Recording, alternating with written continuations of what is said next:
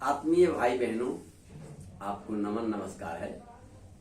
आज हम आपको योग पर कुछ विशेष ऐसी जानकारी देंगे जो वास्तव में अभी तक आपको के नॉलेज नहीं है।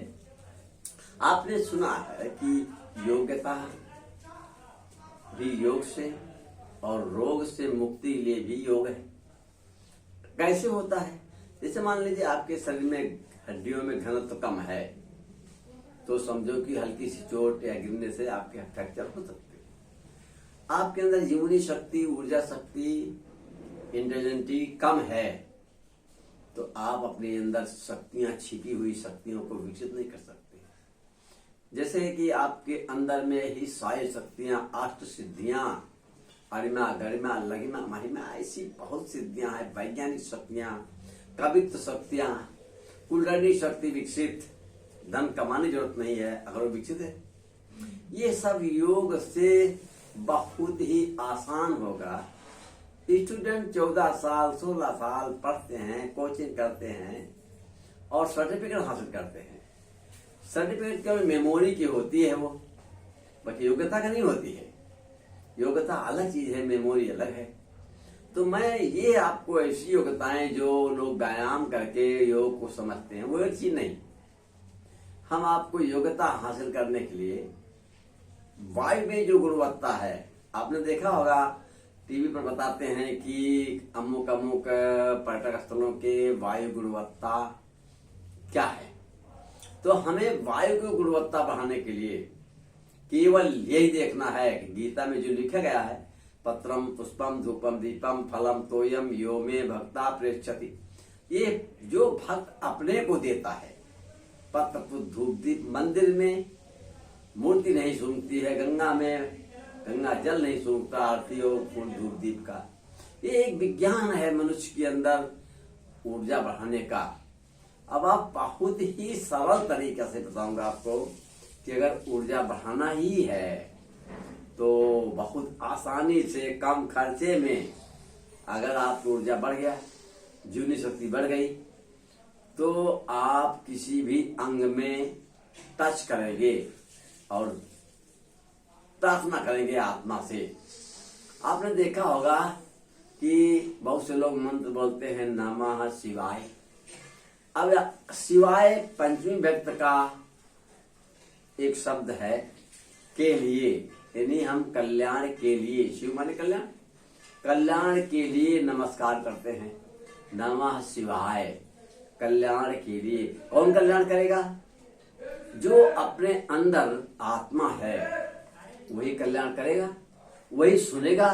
आपके कानों से, आपके ही कानों से हमारी आत्मा, अपने ही कानों से हमारी आत्मा सुनती है। इसलिए हम जो प्रार्थना करें तो आत्मा को इंगित करके ही प्रार्थना करें तो जल्दी सुनेगा। कोई भी मंत्र है, अगर मंत्र का अर्थ नहीं मालूम हमको, नमः शिवाय का अर्थ नहीं मालूम, लोग उन्हीं जो सतयुग में भगवान शंकर थे उन्हीं को शिव समझ के लोग प्रार्थना करते हैं। नहीं, जितने भी महापुरुष हुए हैं, महाशक्तियां हुई हैं, वो सब शरीर बदल दिए हैं। उस शरीर में आपको कोई भी वो नहीं कर पाएंगे। वो तो आपके अंदर श्रद्धा विश्वास है, जिस मूर्ति को, जिस भगवान का शकल के रूप में, जिस शकल में, वो शकल आपके मस्तिष्क में बनता है पहले, और वही शकल ज्यादा भावुक होने पर, भावनाएं ज्यादा जिज्ञास होने पर वो शकल बाहर दिखाई पड़ती ही आपको, लेकिन चलते हुए शकल दिखाई नहीं पड़ेगी। जितनी दूरी पर दिखेगी उतनी दूरी पर ही वो रहेगी। अगर आप उसको चाहेंगे कि हम नजदीक जाके उनसे पैर छू लें या प्रणाम करें, उतनी दूरी बढ़ती आएगी। ये हमारा किया हुआ प्रैक्टिकल है कि जो भी शकल हम कृष्ण की, राम की, भगवान शंकर की, विष्णु ब्रह्मा की, जिसकी भी शकल हमें देखने में बचपन से आया है, अगर उस पर किसी शकल पर हम विशेष निष्ठा हो जाए, विशेष जिज्ञासा हो जाए, विश्वास बढ़ जाए, तो माइंड में वो शकल बन जाती है। मीरा को कृष्ण की शकल बहुत ही प्यारी थी तो उनको कृष्ण के रूप में मूर्ति में उनको वो माइंड में बना और मूर्ति में दिखने लग गया। लेकिन अंत में उन्होंने जब गुरु दीक्षा लिया तब अंत में वही आत्मा को ही, यानी राम मतलब आत्मा को ही उन्होंने राम माना। रतन लागे जी भैया राम ही राम, तो पायो जी मैंने राम रतन धन पायो, मीरा ने कहा। हकीकत में राम मतलब है अपने अंदर की आत्मा। कबीर ने भी यही कहा है भाई कि एक राम घट घट में, एक राम जगत पसारा, एक राम है सबसे ज्यादा, वही अंतरात्मा को ही। अब अंतरात्मा की शक्ति बिना बढ़ाए आप योग को सिद्ध नहीं कर सकते हैं। इसलिए अध्यात्म और योग और आयुर्वेद तीनों का मिश्रण करके अगर हम योग को करेंगे, जैसे कच्ची हल्दी, गिलोय, गुलाब का फूल, इन तीनों के मिश्रण का जल को पास में रख के, थाली में रख के, फूल धूप जला के अगर प्रणाम करेंगे तो बहुत शीघ्र होगा काम। हल्दी में लगा हुआ तौलिया अगर आप पास अपने पास रखें, तकिया के ऊपर रखें, या साधना रूम में आप हल्दी रंगा हुआ कोई भी कपड़ा रखते हैं तो उसका स्मेल आपके अंदर बहुत तेजी से काम करेगा। बहुत छोटे छोटे प्रयोग बहुत बड़े बड़े काम करते हैं मेरे भाइयों। योग को सोचो, समझो, विचारो। मेरा ख्याल है आपको कि अंदर वैज्ञानिक शक्ति बढ़ जाए, आपके अंदर कुंडलिनी शक्ति विकसित हो जाए। लेकिन जब तक आप इस योग को समझोगे नहीं कैसे किया जाए, कोई कठिन नहीं है। योग्यता बढ़ जाए, आपके अंदर इम्यूनिटी बढ़ जाए, आप उस अंग को टच करें, विकसित जाएगा। आप देख रहे हैं चार्ट में तमाम योग्यताओं को दिखाया गया है, ये आपके अंदर में है और आप खोजते हैं दूसरी जगह, अंदर ही है। कैसे विकसित होगा? आप बैटरी चार्ज कर लो और नेटवर्क बढ़िया मिल जाए तो आपका फर्स्ट क्लास के मोबाइल से आप कुछ भी देख सकते हैं। ऐसे ही आपका ऊर्जा से आप ऊर्जावान बन जाए और आपकी जिज्ञासा हो तो अंतरात्मा से ही प्रार्थना करने को होगा। अंतरात्मा से प्रार्थना करो। कोई भी मंदिर जाता है मूर्ति नहीं सुनती है, ये पक्की बात है। आपकी अंतरात्मा ही सुनेगी। बिन पग चले सुने बिन काना। आपके कान से, आपके पैर से आपका ही सारा काम आपकी आत्मा करेगी। इसलिए हम आत्मविश्वास बढ़ाएं।